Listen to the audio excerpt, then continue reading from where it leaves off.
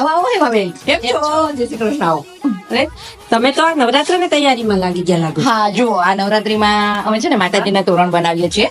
માતાજીના તોરણ તો ફાઇન બનાવે, પણ પ્રસાદી માટેનું કઈ વિચાર્યું છે? ના હેમાબેન, હજુ તો કઈ વિચાર્યું નથી. જો તમારી પાસે કઈ એવું હોય તો મને કહો. હજુ કઈ વિચાર્યું તો નથી, પણ કઈક યુનિક જોઈએ અહીંયા નજીકના સ્ટોરમાં જઈને. ચાલો જોઈએ. અહીંયા મારા ઘર પાસે એક સ્ટોર છે, ત્યાં જવું છે જોવા. હા ચાલો જઈએ, ચાલો.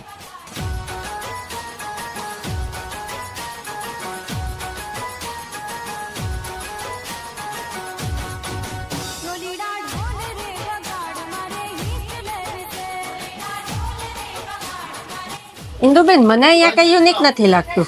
કઈ નહીં, ચાલો આપણે પેલા ભાઈને પૂછીએ.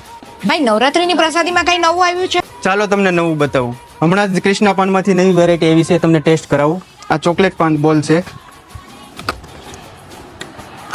અને આવડા પાન બોલ છે.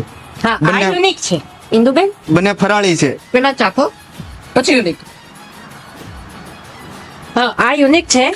ચાલો, મેં તો 2 ડબ્બા લઈ લીધા છે, પણ યુનિક છે એટલે હું મારા ફ્રેન્ડને પણ સજેસ્ટ કરીશ. શું મિત્રો, તમારે પણ આ નવરાત્રી માટે યુનિક પ્રસાદનો ઓર્ડર કરવો છે તો સ્ક્રીન પર આપેલા નંબર પર કોન્ટેક્ટ કરો અને અમારા એડ્રેસ પરથી પણ તમે મેળવી શકો છો.